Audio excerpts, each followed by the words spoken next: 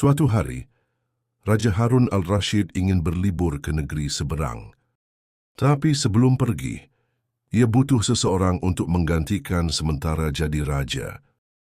Aku butuh orang bijak, jujur, dan sedikit gila agar istana tidak membosankan, kata sang raja. Tentu saja, siapa lagi kalau bukan Abu Nawas yang terpilih? Maka mulailah Abu Nawas memerintah sebagai Raja Abu. Hari pertama, ia membuat pengumuman. Mulai hari ini, semua rakyat harus berjalan mundur di hari Senin. Seluruh rakyat protes. Mengapa harus berjalan mundur, tuanku? Abu Nawas menjawab, supaya kita tidak melupakan masa lalu. Hari Selasa, ia mengeluarkan dekret baru.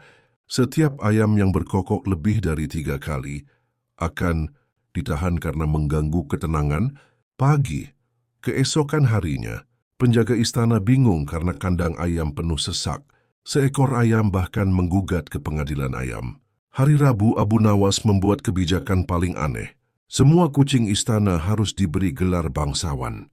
Kucing penjaga dijadikan Sir Meong, kucing tukang masak menjadi Lady Purr, dan kucing liar dijadikan Tuan Bulu Halus. Seekor anjing penjaga merasa iri dan kabur dari istana. Hari Kamis, Abu Nawas memerintahkan agar semua orang yang bernama Ali mendapat jatah roti 2 kali lipat. Saat ditanya kenapa, ia menjawab, karena nama Ali pendek dan hemat tinta saat dicatat.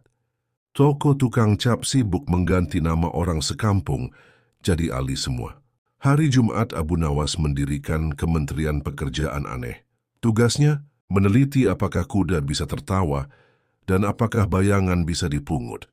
Gaji mereka dibayar dengan biji semangka karena menurut Abu Nawas bijinya banyak jadi terkesan mewah. Hari Sabtu, ia mewajibkan seluruh menteri mengenakan sandal jepit ke rapat resmi agar mereka ingat mereka masih menginjak bumi, kata Raja Abu. Menteri Pertahanan terpeleset di tangga, Menteri Keuangan kehilangan 1 sandal, dan tetap rapat sambil jinjit. Puncaknya di hari Minggu, Abu Nawas membuat sayembara. Siapapun yang bisa tertawa paling keras akan diangkat jadi penasihat raja. Rakyat pun berkumpul tertawa keras-keras sampai ada yang mimisan. Yang menang justru bayi yang tertawa sambil kentut. Saat Raja Harun pulang, ia mendapati istana penuh ayam bersuara rendah. Kucing berdasi, rakyat jalan mundur, dan semua orang dipanggil Ali. Raja berkata, Abu Nawas, apa yang kau lakukan pada kerajaanku? Abu Nawas menjawab, tenang tuanku, ini semua hanya simulasi kerajaan bahagia. Alih-alih marah, Raja justru tertawa terpingkal-pingkal. Kau memang gila, Abu Nawas, tapi mungkin hanya orang gila yang bisa membuat kerajaan ini tertawa selama seminggu. Sejak itu, setiap tahun, seminggu penuh dijadikan Pekan Abu Nawas, di mana semua aturan jadi bebas, asal tidak lupa pakai sandal jepit. Di suatu pagi yang cerah di kota Baghdad, Abu Nawas sedang duduk santai di bawah pohon kurma, sambil menyantap roti kering dan secangkir teh panas. Ia tampak tenang, walau dompetnya lebih ringan daripada bulu merpati. Hari ini adalah hari yang baik untuk tidak bekerja, gumamnya bijak, seperti biasa. Tiba-tiba, dari ujung jalan pasar, muncullah 3 perempuan cantik, bak bidadari turun dari angkot unta. Mereka mengenakan jubah berkilau dan perhiasan gemerlap. Orang-orang pasar langsung heboh, dan pedagang sayur pun sampai salah kasih harga daun. Bawang jadi lebih mahal dari emas. Ketiga perempuan itu melirik-lirik ke arah Abu Nawas. Si sulung berkata, lihat pria itu, ia tampak bijaksana. Si tengah menimpali, kaya seperti penyair miskin yang hidupnya penuh misteri. Yang bungsu menyeringai, atau mungkin ia cuma pengangguran tampan. Tanpa basa-basi, mereka menghampiri Abu Nawas dan berkata, wahai Tuan Abu Nawas, kami ingin menguji kecerdasan dan ketahanan imanmu. Tapi kami juga ingin tahu apakah engkau tahan godaan wanita secantik kami, Abu Nawas. Sambil menyeruput teh, Abu Nawas menjawab santai, tergantung apakah kalian bawa makanan. Godaan pun dimulai. Si sulung mendekat sambil menyanyi lagu-lagu cinta kuno, yang bisa membuat onta menari. Si tengah menari-nari seperti burung merak, tersengat listrik. Dan si bungsu, ia hanya duduk diam dan berkata dengan suara merdu, "Kalau kau mau, aku bisa memasakkan nasi kebuli tiap hari." Abu Nawas mulai berkeringat. "Ya Allah, ini lebih berat dari ujian matematika waktu kecil," katanya dalam hati. Ia pun mulai berpikir bagaimana caranya keluar dari jebakan ini tanpa kehilangan harga diri dan tanpa kehilangan kesempatan makan gratis. Lalu muncullah ide cemerlang. Ia berkata, "Wahai para bidadari jelmaan godaan dunia, aku ini lelaki miskin, tapi aku punya satu kekuatan, aku bisa membaca pikiran." Ketiga perempuan itu tampak terkejut. "Coba buktikan!" tantang mereka. Abu Nawas menatap si sulung dan berkata, "Kau sedang memikirkan perhiasan emas dari pasar sebelah." Si sulung terkejut, "Benar." Lalu ia menatap si tengah, "Kau berpikir kalau aku ini sebenarnya cari tampan untuk jadi suamimu." Si tengah tersipu, "Kau benar." Lalu ia menatap si bungsu, tersenyum nakal dan berkata, "Dan kau sedang berpikir kenapa kau bertemu orang sekeren aku justru saat kamu kehabisan uang." Si bungsu melongo, lalu tertawa terpingkal-pingkal. Mereka bertiga pun menyerah dan berkata, "Baiklah Abu Nawas, kau lulus. Tapi tetap saja, kita bertiga ingin makan siang bareng kamu." Abu Nawas mengangguk.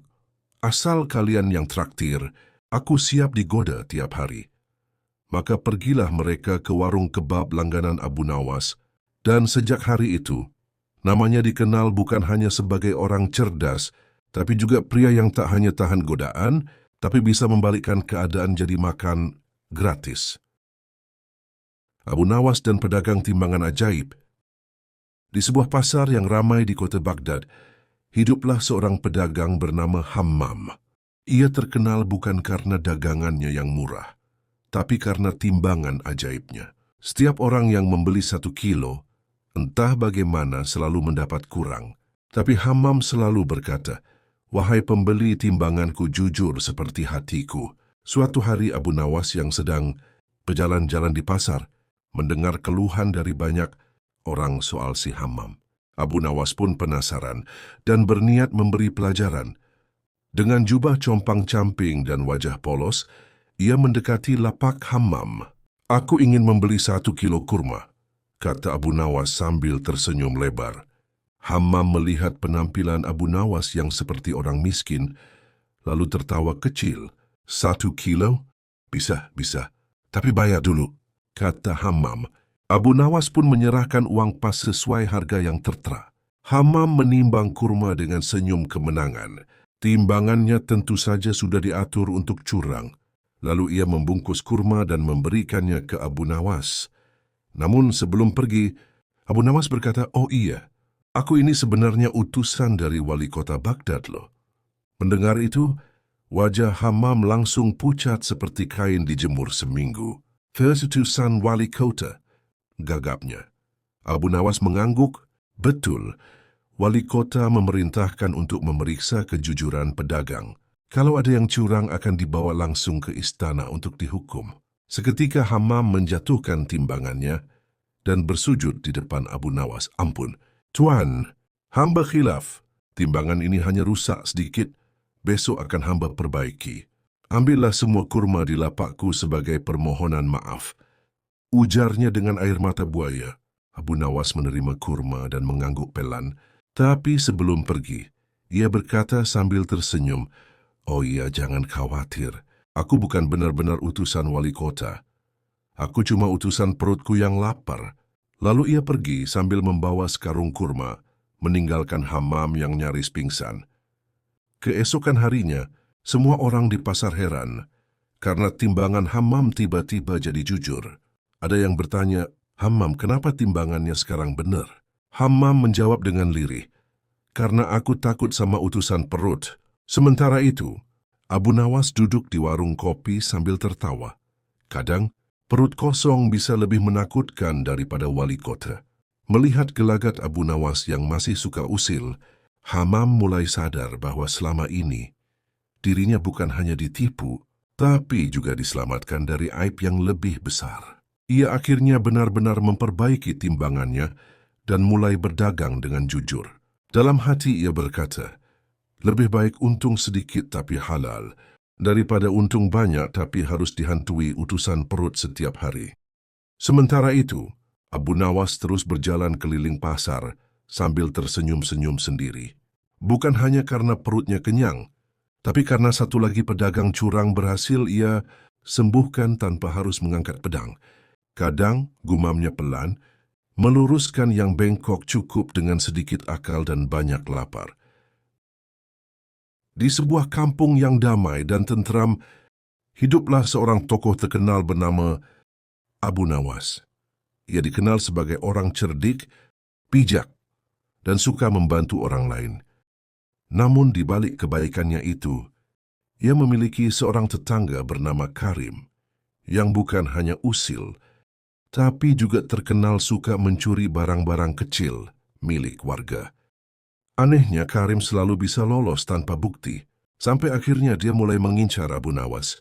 Suatu pagi, Abu Nawas kehilangan sendalnya. Bukan sendal biasa, tapi sendal kesayangannya yang sudah bolong di depan dan belakang. Anehnya, tidak ada orang lain di sekitar rumahnya kecuali Karim yang pagi itu terlihat berjalan, mondar-mandir sambil memakai sendal yang sangat mirip dengan milik Abu Nawas. Wah, sendalku hilang. Terus tetanggaku mendadak, punya sendal baru yang bau dan bolongnya pas di tempat yang sama, gumam Abu Nawas dengan senyum jengkel. Keesokan harinya, giliran ayam peliharaan Abu Nawas yang lenyap. Ayam itu biasanya berkokok tiap subuh, tapi pagi itu sunyi senyap. Saat Abu Nawas keluar rumah, ia melihat asap mengepul dari dapur Karim. Aroma ayam goreng, aroma kebohongan dan pencurian. Geram Abu Nawas, tapi ia tetap sabar. Tapi kesabaran itu runtuh ketika Abu Nawas kehilangan barang yang paling sakral di rumahnya, tongkat kayu. Bulukan yang biasa ia pakai untuk menakut-nakuti anak-anak yang tidak salat. Ini sudah keterlaluan, teriak Abu Nawas. Sendal, ayam, dan sekarang tongkat suci. Harus ada pelajaran untuk si Karim. Abu Nawas pun merancang sebuah rencana. Ia menggali lubang di depan rumahnya, lalu menutupnya dengan tikar tua dan daun-daun kering. Di atas tikar itu, ia menaruh kantong besar berisi koin-koin perunggu yang dicat warna emas. Sebuah papan kecil bertuliskan, "Harta karun, silakan ambil gratis asal tidak tamak." Diletakkan di samping kantong tersebut. Benar saja, saat malam tiba, Karim keluar seperti biasanya. Ia melihat kantong itu dan langsung berbinar. "Wah, ini pasti rezeki dari langit," katanya sambil menengok kanan kiri. Ia pun meraih kantong tersebut dan bruk, jatuh ke dalam lubang yang cukup dalam untuk membuatnya jera. Warga berkumpul setelah mendengar teriakan, minta tolong dari lubang. Abu Nawas datang dengan wajah polos. "Wah, siapa ya yang jatuh ke dalam lubang harta karun? Bukankah sudah dibilang jangan tamak?" ujarnya sambil mengelus jenggot. Warga pun tertawa terbahak-bahak melihat Karim berlumur tanah dan emas palsu. Karim akhirnya mengaku telah mencuri barang-barang milik Abu Nawas dan warga lainnya. Sebagai hukumannya, Abu Nawas menyuruhnya menjadi penjaga WC umum selama sebulan penuh tanpa upah. Biar tahu rasanya hidup jujur dan bersih. Secara harfiah, kata Abu Nawas dengan gaya dramatis. Sejak saat itu, Karim tak pernah lagi berani mencuri. Ia malah jadi rajin membersihkan got dan membantu warga. Dan Abu Nawas akhirnya bisa tidur nyenyak, meski masih memakai sendal bolong. Katanya sendal boleh jelek, tapi hati harus tetap bersih. Dan halaman harus tetap penuh jebakan untuk pencuri. Suatu hari yang cerah, Abu Nawas bangun dengan semangat luar biasa. Ia merasa hari itu akan jadi hari paling menyenangkan. Dengan langkah ringan, ia berjalan ke dapur dan langsung terpaku. Dapur berantakan seperti habis dilewati badai, dan istrinya sedang berdiri dengan wajah seperti hendak menyulap sendok jadi senjata.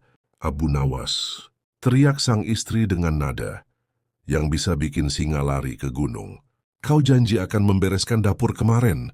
Tapi yang kau lakukan hanya tidur seperti kucing kenyang.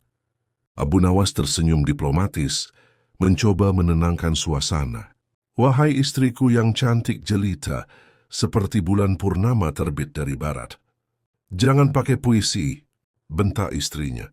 Ini bukan pertunjukan sirkus, ini rumah tangga. Abu Nawas mengangkat tangan, seolah sedang ceramah di pasar. Wahai wanita bijaksana, sesungguhnya, kekacauan adalah tanda kreativitas. Dapur yang berantakan adalah bukti bahwa kita hidup dinamis dan penuh ide. Sang istri mengangkat sendok kayu. Kreativitasmu akan kuhantam dengan kayu dinamis ini. Abu Nawas mundur perlahan seperti kambing mencium aroma sate. Ismen syok ganti strategi. Baik-baik, aku akan bersihkan dapur. Tapi sebelum itu, bolehkah aku minta segelas teh dulu? Teh? Sang istri melotot. Kau minta teh? Setelah membuat dapur seperti kapal pecah, bahkan tikus pun mogok kerja di situ. Abu Nawas menghela napas. Biasanya ia bisa menaklukkan menteri, raja, bahkan hukum logika dengan kepintarannya. Tapi kali ini, lawannya adalah makhluk paling sakti di muka bumi, istri sendiri.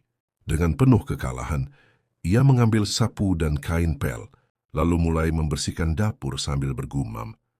Lebih mudah menjawab pertanyaan filsuf daripada menghadapi istri yang sedang marah. Karena dapur. Di tengah mengepel, ia berbisik pada kucing peliharaannya. Kau tahu kucing, jika aku bisa menyulap diriku jadi debu, mungkin aku bisa kabur lewat celah jendela ini. Kucing itu hanya menatap, lalu tidur dengan damai. Sementara Abu Nawas berkeringat, seperti sedang dihukum raja oleh ratunya sendiri. Di suatu pagi yang cerah, Abu Nawas bangun dengan semangat membara. Ia merasa hari itu sangat cocok untuk bercocok tanam. Ia menuntut hak suami alias jatah batin.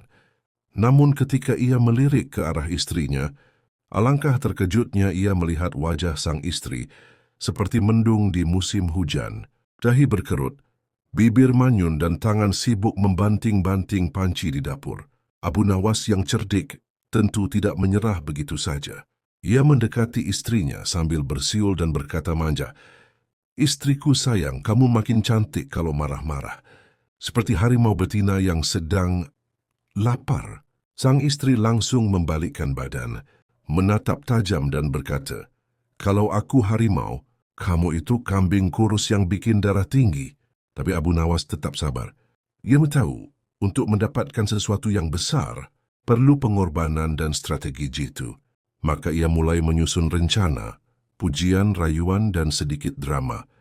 Ia mengambil sapu dan mulai menyapu rumah sambil bernyanyi, "Oh istriku, hatimu indah, tapi omelanmu bisa bikin genteng copot." Sang istri tetap tidak luluh. "Kau pikir cukup dengan nyapu dan nyanyi sumbang?" Begitu aku langsung bahagia. Ini rumah berantakan. Anak-anak belum mandi, dan kamu malah minta yang aneh-aneh. Abu Nawas tersenyum licik. Ia mendekat, lalu pura-pura jatuh terduduk di lantai, tangan di dada, mata memejam. "Aduh, sepertinya jantungku melemah karena tidak mendapat asupan cinta dari istriku. Kalau aku mati, siapa yang akan menghiburmu dengan lelucon-lelucon receh?" Sang istri melirik dari sudut mata. Ditamati Mahio Wita bersem saing kisi, setengah khawatir, setengah ingin melempar sendok. Tapi ia mulai geli juga melihat drama murahan itu. "Kalau engkau benar-benar sakit, ayo kita ke tabib sekarang. Jangan-jangan kamu butuh bekam, bukan peluk." Abu Nawas bangkit dan berkata dengan serius, "Tabib tidak bisa menyembuhkan luka hati dan rindu yang menumpuk. Hanya pelukan istri tercinta yang bisa jadi obat." Dia lalu memeluk istrinya pelan berharap tidak kena tampar. Anehnya sang istri tidak menolak. Mungkin karena lelah marah, mungkin juga karena dalam hatinya sebenarnya ia juga rindu. Tapi sebelum suasana jadi terlalu romantis, ia berbisik, "Kamu hanya dapat jatah batin kalau nanti malam kamu juga nyuci semua pakaian anak-anak. Deal?" Abu Nawas tersenyum lebar. "Deal, bahkan kalau perlu aku nyuci pakai kaki sambil joget. Demi cinta semua bisa." Dan malam itu, terdengarlah suara Abu Nawas menyanyi sambil nyuci baju. Dengan harapan besar di ujung malam, di sebuah desa, tinggallah seorang pria cerdik bernama Abu Nawas. Seperti biasa, hidupnya penuh akal, tapi kali ini dia sedang tak berkutik. Bukan karena raja, bukan pula karena utang, tapi karena 3 istrinya yang cerewetnya minta ampun. Istrinya yang pertama, Fatimah, sangat perfeksionis. Tiap hari mulutnya seperti jam weker, selalu mengoreksi hal-hal kecil. "Abu, kenapa bajumu belum disetrika rapi?" katanya sambil menggulung lengan bajunya. Padahal Abu belum sempat bangun dari tidur siang. Istri kedua, Zainab, terkenal dengan hobi mengatur. Tak hanya mengatur rumah, tapi juga mengatur hidup Abu. "Jangan duduk di situ. Itu bantal baru, warna biru. Duduk di bantal merah saja, cocok dengan warna kulitmu," katanya serius. Seolah bantal adalah persoalan negara. Yang paling membuat Abu pusing adalah istri ketiganya, Salma, yang paling cemburuan. Kalau Abu bersin di dekat Fatimah, Salma langsung manyun seminggu. "Bersin itu tanda cinta, Abu. Jangan sembarangan menebar cinta." Suatu hari, Abu Nawas duduk termenung di halaman, memandangi langit sambil berkata lirih, "Ya Tuhan, apakah ini ujian atau aku sedang jadi bahan candaan malaikat?" Lalu datanglah Fatimah dengan sapu di tangan. "Abu, kenapa duduk-duduk saja? Ayam belum diberi makan." Abu pun bangkit lesu seperti narapidana disuruh push-up. Baru 5 langkah, datang Zainab membawa daftar belanja. "Abu, jangan lupa beli cabai 7 biji. Bukan 6, bukan 8, 7. Tepat, kalau lebih, nanti masakanku tidak ada harmoninya." Abu mengangguk-angguk seperti juru parkir yang kelelahan. Saat Abu hendak keluar rumah, Salma sudah berdiri di depan pintu dengan mata menyipit. "Mau kemana?" "Ke warung." "Warung yang mana?" "Di sana ada penjual perempuan ya?" Abu ingin menjawab, tapi takut salah. Jadi dia hanya batuk pelan dan balik badan. Merasa lelah lahir batin, Abu pun pergi ke masjid, lalu berdoa dengan sungguh-sungguh, "Ya Allah, aku tak meminta banyak. Hanya sedikit saja. Berilah aku 1 jam sehari, di mana aku tidak dimarahi." Malamnya, Abu punya ide brilian. Ia bangun tengah malam dan menulis surat cinta untuk masing-masing istrinya, lengkap dengan puisi ala-ala. Paginya 3 istrinya terharu, memeluk Abu bersamaan. Tapi karena tak sengaja mereka membaca surat yang isinya sama persis, suasana berubah jadi badai. Akhir cerita, Abu tidur di kandang ayam malam itu. Tapi ia tersenyum sambil berkata, "Lebih baik dimarahi 3 istri daripada tidak punya yang marah sama sekali. Setidaknya aku dicintai." Pada suatu malam yang tenang di kota Baghdad, Abu Nawas pulang ke rumah dengan langkah ringan. Ia baru saja mengikuti lomba berdebat di alun-alun kota, dan tentu saja, seperti biasa, ia menang mutlak. Otaknya encer, mulutnya lincah, dan lawannya hanya bisa garuk-garuk kepala. Namun begitu sampai di rumah, wajah cerahnya mendadak suram. Istrinya sudah berdiri di depan pintu, menyambutnya bukan dengan peluk hangat, tapi dengan sorot mata tajam seperti pedang sultan. "Sudah jam segini baru pulang, Abu?" tanyanya dengan nada dingin. Abu Nawas menelan ludah. "Aku tadi menang lomba debat, wahai istriku. Aku persembahkan kemenangan ini untukmu," katanya dengan senyum kecut. Tapi istrinya tidak terhibur. "Sudah 3 malam kau pulang larut, dan selama itu pula aku hanya ditemani bantal dan guling." Abu Nawas berusaha menenangkan suasana. "Bukankah bantal dan guling lebih lembut dariku? Aku ini keras kepala." Istrinya melipat tangan di dada. "Justru itu, aku butuh yang agak keras malam ini," katanya tanpa tedeng aling-aling. Wajah Abu Nawas langsung memerah seperti udang rebus. "Wahai istriku, bukankah cinta itu tidak menuntut?" Sang istri membalas cepat, "Tapi tubuh ini bukan tanah kosong yang cukup ditanami janji-janji." Abu Nawas menarik napas dalam-dalam. "Aku lelah, wahai istriku. Otakku diperas sejak pagi. Rasanya seperti diputar di dalam gentong." Tapi istrinya tak peduli. "Kalau otakmu lelah, pakai yang lain, yang lebih bawah." Abu Nawas terbatuk, nyaris tersedak ludah sendiri.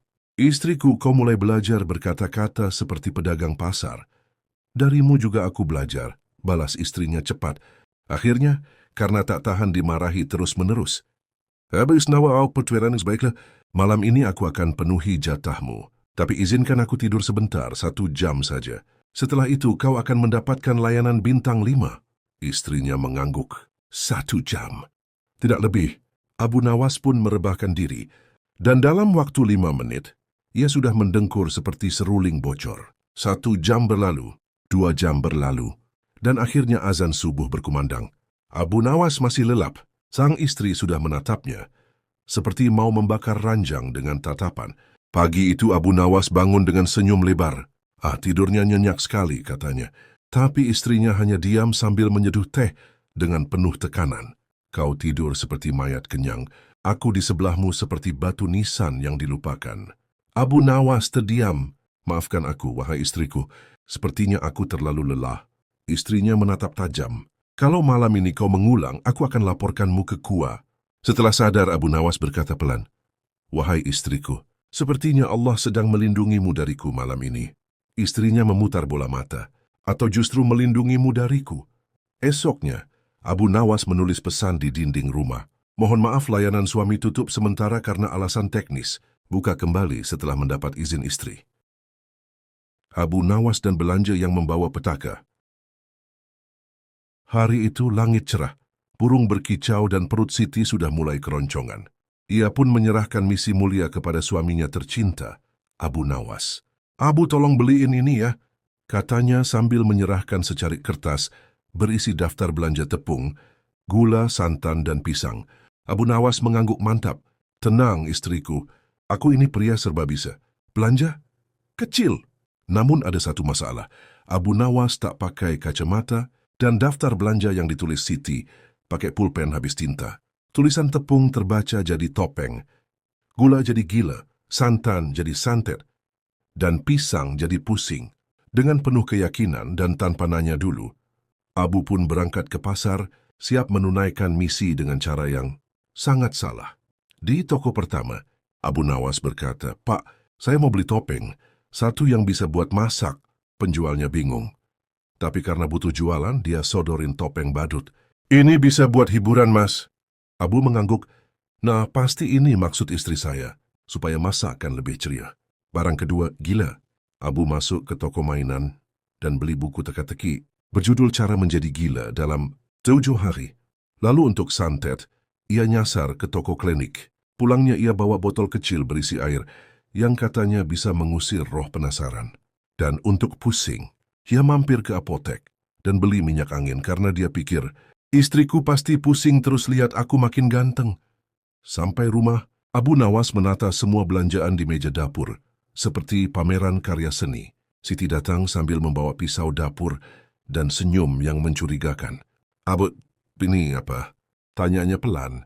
Abu menjawab bangga, topeng badut untuk masak, buku gila biar seru, air santet buat pengawet, dan minyak angin buat kamu yang pusing mikirin aku. Hening, sangat hening. Bahkan cicak pun menahan napas. Lalu meledaklah suara Siti seperti bom mercon di acara 17-an.